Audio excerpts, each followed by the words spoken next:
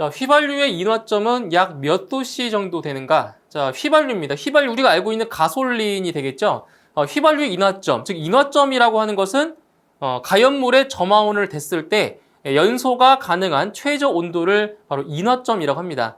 그래서 이제 휘발유의 인화점이 얼마냐? 이건 암기를 해주셔야 되겠죠? 휘발유의 인화점은 대략 영하 43도씨 정도가 되는 거죠. 그래서 휘발유의 인화점은 1번에 영하 43도씨 정도가 되겠습니다. 그래서 휘발유는 영하 43도씨부터 이 휘발유의 점화온을 댔을 때 연소가 가능하다라는 거죠. 정답은 1번에 영하 43도가 정답이 되겠습니다. 자, 다음은 불활성기체 소화약제 IG541에 대한 설명이다. 바르지 못한 것은? 자, 보기 중에서 이제 IG541에 대한 설명으로 옳지 않은 것을 찾는 문제가 되겠습니다. 자, 1번 질소, 아르곤, 이산화탄소의 혼합기체이다. 자, 맞는 거죠? 자, IG541 같은 경우는 자, 질소가 52%로 구성이 되어 있고요. 그 다음에 아르곤이 40%, 그리고 나머지 8%가 이산화탄소로 구성이 되어 있죠. 자, 1번 맞고요. 2번 화학적 소화 효과에 의해서 소화가 된다. 자, 여기 보시면 이제 IG541 같은 경우는 질소, 아르곤, 이산화탄소의 혼합기체라고 했죠. 그때 이제 이산화탄소에 의해서 이제 약간의 화학적인 소화 효과도 이룰 수가 있겠지만, 이제 주된 소화 효과는 이제 화학적인 소화 효과가 아니고 이제 질식 소화 효과가 된다라는 거죠. 그래서 2번이 정답이 되는 겁니다. 2번. 다음 3번. 독성이 비교적 낮아 전역 방출 방식용으로 사용이 가능하다. 3번 맞는 내용이고요. 4번. 오존 파괴 지수가 0이다. 자, 그렇죠. 이게 할론 소화 약제는 이제 오존 파괴 지수가 높기 때문에 그 할론 소화 약제를 대체하기 위해서 바로 불활성 기체 소화 약제가 나온 거죠. 청정 소화 약제라고도 불렀죠, 예전에. 그래서 오존 파괴 지수가 0이다. 맞는 내용이 되겠습니다. 자, 옳지 않은 것은 2번 화학적 소화 효과에 의해서 소화된다. 2번이 정답이 되겠습니다. 자, 기체 상태의 할론 1301은 공기보다 약 몇 배 무거운가? 단 공기는 79%의 질소, 21%의 산소로만 구성되어 있다라고 했습니다. 자, 일단 문제에서 이제 할론 1301은 공기에 비해서 몇 배 정도가 무거운가? 즉, 증기 비중을 물어본 거죠. 자, 그러면 증기 비중은 어떻게 구하냐? 공식 알고 계셔야 되겠죠. 공기의 평균 분자량분의 공기의 평균 분자량분의 지금 여기서는 할론 1301이니까 이 할론 1301의 분자량으로 구할 수가 있습니다. 분자량. 자, 그런데 우리 일반적으로 이 공기의 평균 분자량을 얼마로 우리가 알고 있냐면 자, 대략적으로 우리는 29로 알고 있죠. 29. 그렇죠? 29. 자, 이제 문제에서 이렇게 공기의 구성 79%의 질소, 21%의 산소 이러한 조건이 없다라고 하면 그냥 29로 놓고 계산하시면 돼요. 아시겠죠? 29로 놓고 하시면 돼요.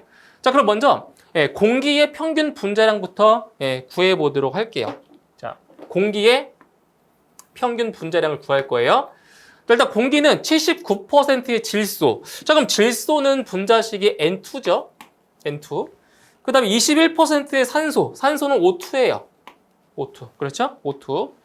자, 그럼 공기의 평균 분자량 구해볼 건데, 자, 질소 같은 경우는 원자량이 14예요. 14. 근데 지금 두 개가 있으니까 28이 되겠죠? 그래서 28 곱하기 지금 79%라고 했으니까 0.97을 곱하시면 됩니다. 0.79를 곱해주고요. 그 다음에 요 산소 같은 경우는 원자량이 16이에요. 16. 근데 두 개 있으니까 32가 되겠죠. 그래서 32 곱하기 21% 0.21만큼을 곱해줍니다. 자, 그러면 얼마가 나오냐? 이 값이 28.84. 네, 28.84 정도가 돼요. 그래서 이게 대략적으로 우린 29라는 값으로 알고 있었던 거예요. 그렇죠? 28.84로 이제 구하시면 되고요. 그 다음에 이제 할론 1301의 분자량을 구할 거예요. 할론 1301. 그럼 할론 1301의 자, 분자식이 무엇인지 알아야 되겠죠. 할론 1301은 분자식이 어떻게 되죠? CF3BR이죠. 이게 할론 1301의 분자식입니다. 자, 이제 할론 1301의 이제 분자량을 구할 건데요. 분자량. 자, 분자량. 자, 탄소는 원자량이 12예요. 담기하셔야 됩니다. 12 플러스. 그 다음에 플로리는 19죠. 원자량 19. 19 곱하기 3개 있으니까 곱하기 3 해주시면 되고요. 그 다음에 브롬 같은 경우는 원자량이 80이에요. 80 플러스 80. 계산하시면 이 값이 149가 나옵니다. 그거 다 구한 거예요. 다 구했어요. 자, 따라서 자, 할론 1301의 증기 비중은 이제 공기의 평균 분자량 28.84죠. 28.84분의 할론 1301의 분자량 149가 되는 거죠. 계산해 주시게 되면 이 값은 대략 5.17 정도가 나오게 됩니다. 그래서 할론 1301은 공기보다 대략 5.17배 정도 무겁다라는 것을 알 수 있겠죠. 정답은 2번의 5.17배가 정답이 되겠습니다. 자, 내화 구조의 지붕에 해당하지 않는 구조는 자, 1번 철근 콘크리트조, 2번 철골 철근 콘크리트조, 3번 철제로 보강된 유리블록, 4번 묵은 콘크리트조. 자, 보기 중에서 내화 구조의 지붕에 해당하지 않는 구조가 하나가 있죠. 그것이 바로 묵은 콘크리트조가 바로 해당 사항이 안 되죠. 자, 여기서 묵은 콘크리트조라고 하는 건 뭐냐? 자, 철제나 다른 보강제 없이 자, 순수하게 콘크리트로만 되어 있는 그러한 구조를 말하는 거죠. 자, 이러한 구조 같은 경우는 이런 구조는 이 콘크리트의 압축 강도를 이용하는 건데 이제 인장 강도는 기대할 수가 없는 그러한 구조예요. 그래서 이 묵은 콘크리트조 같은 경우는 내화 구조의 지붕에 해당하지 않는 그러한 구조라고 볼 수 있습니다. 정답은 4번의 묵은 콘크리트조가 정답이 되겠습니다. 플래시 오버의 지연 대책으로 틀린 것은 플래시 오버의 방지책이 아닌 것을 찾는 거예요. 자, 1번 두께가 얇은 가연성 내장 재료를 사용한다. 2번 열 전도율이 큰 내장 재료를 사용한다.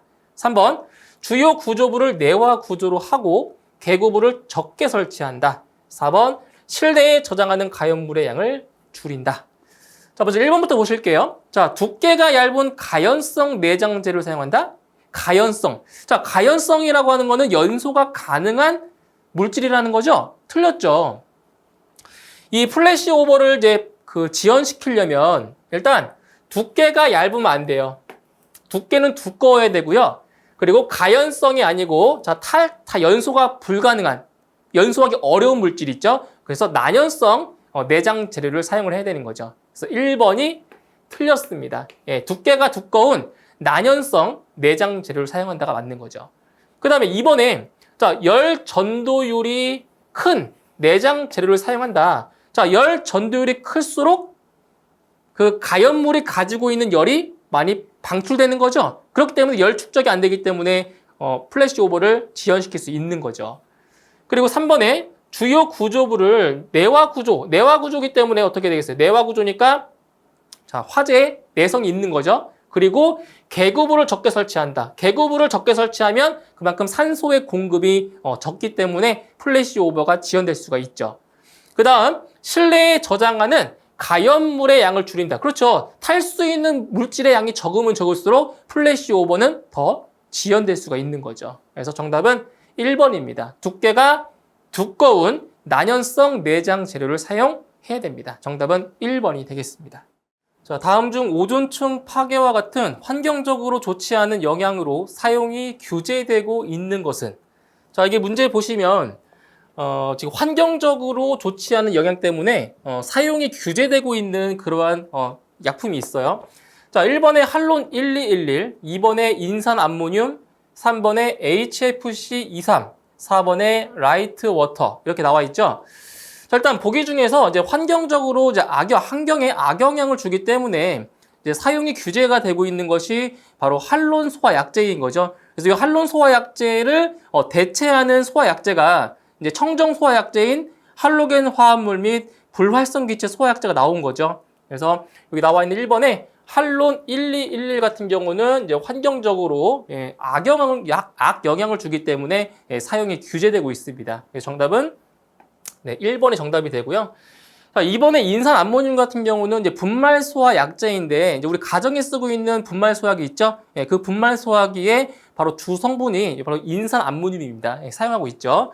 그리고 3번의 HFC23 같은 경우가 이제 할로겐 화합물 소화 약제로 청정 소화 약제이기 때문에 사용하고 있고요. 그리고 4번의 라이트 워터는 자연 상태의 물이라고 보시면 돼요. 이걸 경수인데, 라이트 워터라고 해서 경수인데 우리 일반적인 물 있죠.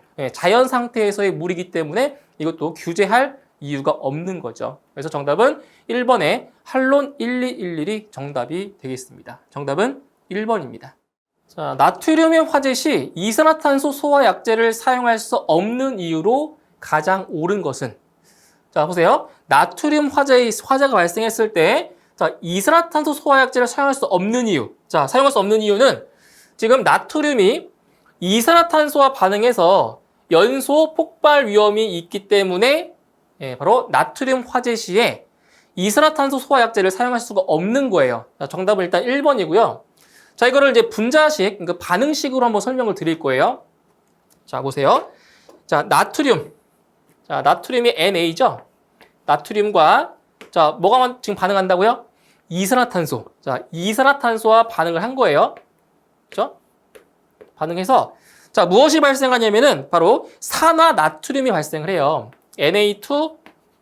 Na2O가, 자, 산화 나트륨이 발생하고, 그리고 이제 가연성 물질인 탄소가 발생을 합니다. 그 다음에 이제 몰수를 맞춰주기 위해서 여기는 나트륨이 4몰이고요. 이산화탄소 2몰, 그리고 산화 나트륨이 2몰입니다. 그러니까 나트륨 화재가 발생했을 때 이산화탄소를 방사를 하면 자, 산화 나트륨과 탄소, 가연성 물질인 탄소가 발생하기 때문에 즉 연소 폭발의 위험이 있는 거죠. 그래서 나트륨 화재 시에는 이산화탄소 소화약제를 사용할 수가 없다라는 겁니다. 그래서 정답은 1번이 정답이 되겠습니다. 자, 물은 가연물의 온도를 떨어뜨려 화재를 진압하는데 해당 소화 작용으로 알맞은 것은? 자, 1번 가연물 제거, 2번 연소의 반응 차단, 3번 질식, 4번 증발 자멸.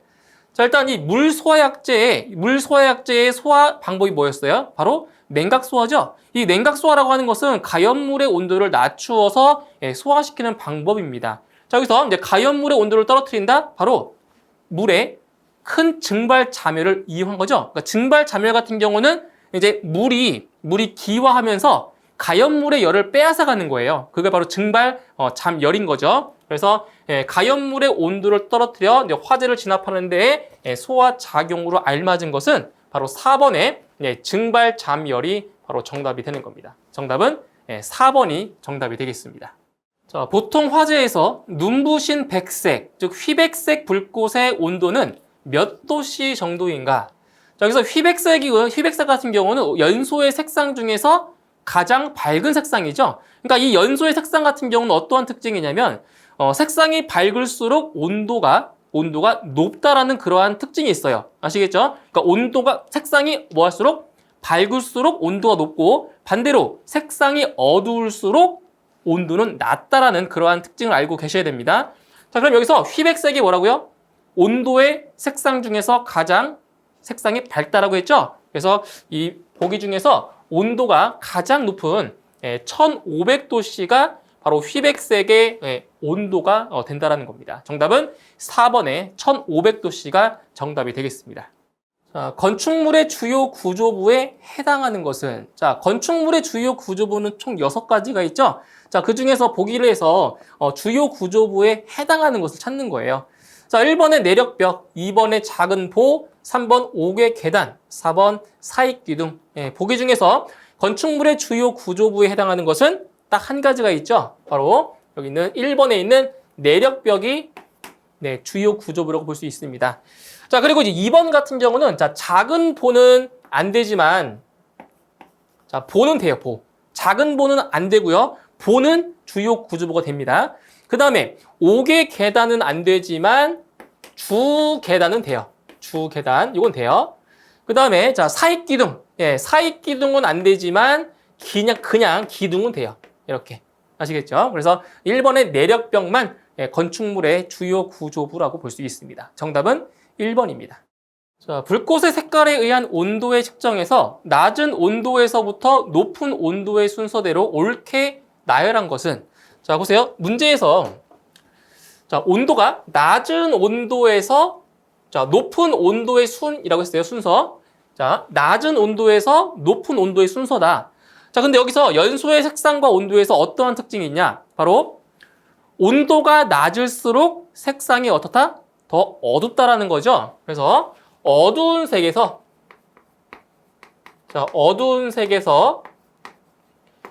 밝은 색 순서대로 나열한 걸 찾으시면 돼요. 어두운 색에서 밝은 색 쪽으로 찾으시면 되는 거예요. 자, 그러면 자, 보기 중에 자, 3번을 보세요. 3번. 암적색, 황적색, 백적색, 휘백색. 자, 일단 적색이 백색보다는 어둡죠. 그죠? 이제 적색 중에서도 암, 황, 백. 이 순서대로 색상이 좀 더 밝아지고 있죠. 그리고 마지막에 휘백색. 제일 밝은 색깔, 휘백색인 거죠. 그래서 이 낮은 온도에서부터 높은 온도의 순서다라고 하면 색상이 어두운 색에서 밝은 색 순서대로 나열한 것을 찾으시면 돼요. 그래서 정답은 3번이 정답이 되겠습니다. 자, 다음 중 황린의 연소 시에 주로 발생되는 물질은, 자, 황린이 연소했을 때 발생되는 자, 물질을 찾는 거예요. 자, 그럼 여기서 일단 그 황린의 연소 반응식을 우리가 알아야 되는데, 자, 황린 같은 경우는 우리 분자식이 뭐냐? 황린은 P, 자, 포가 되고요. 일단 연소했다고 하는 것은 바로 산소와 반응을 한 거죠. 그래서 요 황린이 산소와 반응을 했어요. 산소와 반응해서 어떠한 물질이 만들어지냐? 바로 어떤 물질이 만들어지냐면, 자, P2O5입니다. 바로 오산화인이죠. 오산화인. 그리고 이제 그 반응하기 전과 반응한 후에 그 원자량을 맞춰주기 위해서 이제 몰수비를 쓰면, 자, 산소는 5몰이 되고요. 그리고 오산화인 같은 경우는 2몰이 돼야 이제 반응 전과 반응 후에 그러한 원소의 그 양이 똑같아지는 거죠. 그래서 이 황린이 연소했을 때 발생하는 물질은 뭐다? 오산화인이 발생한다는 거죠. 정답은 4번의 P2O5가 정답이 되겠습니다. 자, 대형 소화기에 충전하는 소화약제 양의 기준으로 틀린 것은, 자, 대형 소화기에 충전하는 소화기의 약자, 소화약제의 양의 기준이 잘못된 것을 찾는 문제가 되겠습니다. 자, 1번에 할로겐 화합물 소화기 20kg 이상이다. 1번이 틀렸죠. 할로겐 화합물 소화기 같은 경우는 자, 20kg 이상이 아니죠. 자, 요게 아니고요. 30kg 이상이 돼야 맞습니다. 30kg 이상이죠. 자, 정답 1번이고요. 2번에 강화액 소화기 60L 이상 맞고요. 3번에 분말 소화기 20kg 이상 맞죠? 4번 이산화탄소 소화기 50kg 이상 맞습니다. 옳지 않은 것은 1번에 할로겐 화합물 소화기가 정답이 되겠습니다. 자, 수소의 공기 중 폭발 한계는 약 몇 볼륨 %인가? 바로 이제 수소의 연소 범위를 물어본 거죠. 자, 1번에 12.5에서 74다. 그러니까 앞에 있는 숫자가 연소 하한계고요. 뒤에 있는 숫자가 연소 상한계입니다. 그래서 12.5에서 74에 해당하는 것은 바로 이것은 일산화탄소죠. 일산화탄소. 자, 1번은 일산화탄소의 자, 연소 범위에 해당이 되는 거예요.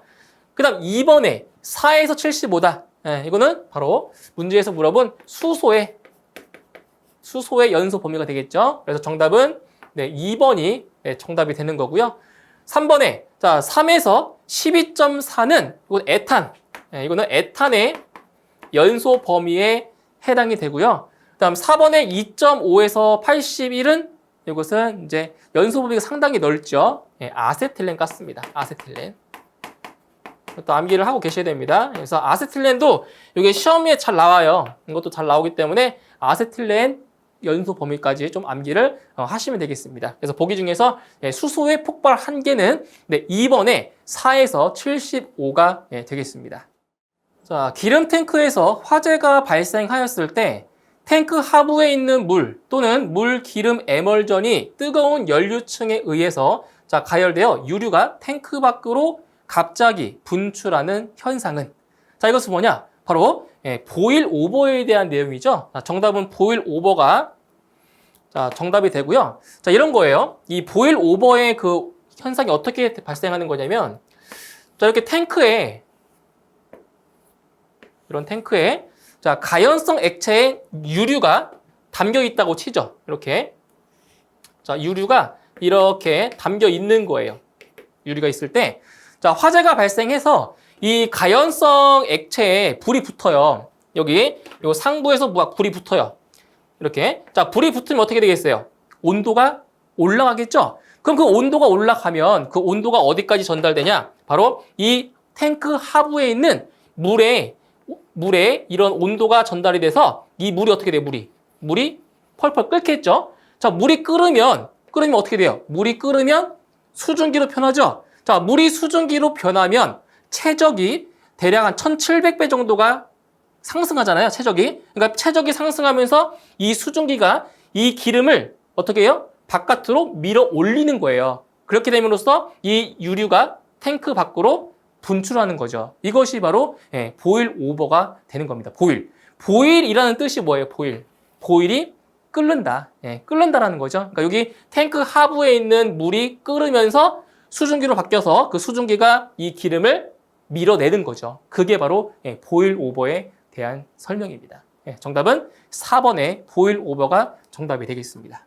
자, 밀폐된 화재 발생 공간에서 산소가 일시적으로 부족하다가 갑작스럽게 공급되면서 폭발적인 연소가 발생하는 현상은 자, 이게 폭발에 대한 건데 자, 화재가 발생을 했을 때 이제 폐쇄된 이렇게 이제 밀폐된 그 공간에서 화재가 발생하면 자, 어떻게 되겠어요? 산소가 일시적으로 이제 부족한 상태가 되겠죠. 자, 산소가 부족한 상태에서 갑자기 문을 열면 신선한 공기가 유입되면서 폭발이 이루어지는 겁니다. 자, 그게 어떤 현상이냐? 바로 백드래프트 현상이라고 하는 거죠. 백드래프트 현상. 그래서 산소가 부족한 상태에서 신선한 공기가 급작스럽게 유입됐을 때 그때 이제 연소가 일어나는 폭발이 일어나는 현상을 바로 백드래프트 현상이라고 하는 거죠. 그래서 이 밀폐된 공간에서 화재가 발생했을 때는 이제 문을 급격히 여는 게 아니라 서서히 열어서 이러한 백드래프트 현상을 방지하는 그러한 방법도 있습니다. 정답은 1번의 백드래프트 정답이 되겠습니다. 자, 가연성 기체와 공기를 미리 혼합시킨 후에 연소시키는 연소 형태는 자, 이거 문제만 잘 봐도 답을 쉽게 구할 수가 있는데 자, 가연성 기체와 공기를 뭐 했다고요? 미리 자, 혼합시킨 후에 연소시키는 연소 형태다. 뭐 했다고요? 미리 혼합시켰다. 그래서 여기는 예혼합 연소가 정답이 되는 거죠. 문제의 답이 나와 있어요. 미리 혼합시킨 후에 연소시키는 연소 형태다. 예혼합 연소고요.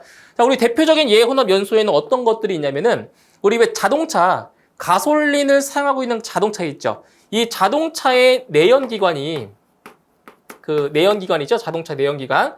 이것이 대표적인 예혼합 연소예요. 그래서 이 연료와 공기를 미리 혼합시킨 다음에 바로 이제 점화 플러그에 의해서 이제 연소가 되는 거, 점화가 되는 거죠. 그리고 이제 가정에서 쓰고 있는 이제 가스 버너 같은 경우, 그리고 이제 보일러 같은 경우, 이러한 경우를 다 예혼합 연소의 대표적인 예라고 볼 수 있습니다. 그래서 가연성 기체와 공기를 미리 혼합시킨 후에 연소시키는 형태가 뭐다? 바로 예혼합 연소가 되는 거죠. 정답은 4번이 정답이 되겠습니다. 자, 산소와 반응하지 않는 것은 자, 1번의 P, 인이죠, 인. 2번의 CU, 구리. 3번의 AR, 아르곤. 4번의 FE, 철. 자, 보기 중에서 산소와 반응하지 않는 것은 몇 번이죠? 3번의 아르곤이죠, 아르곤. 이 아르곤 같은 경우는 주기율표상의 제18쪽 원소로 가연물이 될 수 없는 물질들이잖아요. 그래서 3번의 아르곤이 산소와 반응하지 않는 물질이라고 볼 수 있습니다. 정답은 3번의 아르곤이 정답이 되겠습니다. 자, 포소화약제에 대한 설명으로 옳은 것은 자, 보기 중에서 포소화약제에 대한 내용으로 옳은 것을 찾는 겁니다. 자, 1번. 수성막포는 담백포 소화 약제보다 유출류 화제의 소화 성능이 떨어진다. 자, 틀렸죠? 틀린 내용입니다. 자, 수성막포는 담백포 소화 약제보다 유출류 화제의 소화 성능이 더 뭐하다? 소화 성능이 떨어진 것이 아니라 우수하다는 거죠. 우수합니다. 그래서 수성막포가 더 우수한 거예요. 자, 틀렸고요. 2번 수용성 유류 화제에는 알코올형 포소화약제가 적합하다. 그렇죠. 맞는 거죠. 네, 수용성 유류 화제에는 알코올형 포소화약제가 적합하다. 이것이 정답이 되는 거죠. 다음 3번 알코올형 포소화약제의 주성분은 제2철염이다. 틀렸죠. 제2철염이 아니고요. 이 알코올형 포소화약제의 주성분은 뭐냐? 바로 불소 화합물이에요. 불소 화합물이죠. 자, 여기 나와 있는 이 제2철염 같은 경우는 이 소화약제하고는 관련이 없어요. 그래서 이 제2철염 같은 경우에는 자, 이거는 뭐냐? 어디에 사용하냐? 산화방지제로 씁니다. 산화방지제.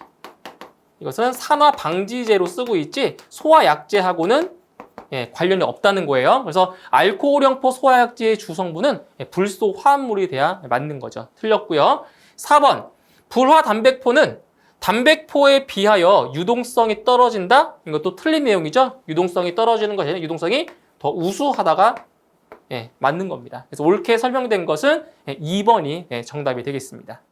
자, 스테판 볼츠만의 법칙에서 복사체의 단위 표면적에서 단위 시간당 방출되는 복사 에너지는 절대 온도에 얼마에 비례하는가? 자, 이 문제 같은 경우는 시험에 자주 나왔던 문제이죠.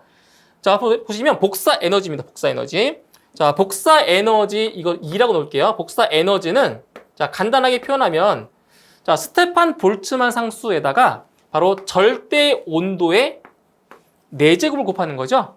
다시 복사 에너지는 스테판 볼츠만 상수 곱하기 절대 온도의 4제곱이 되는 거예요. 그래서 여기서 알 수 있는 게 뭐냐?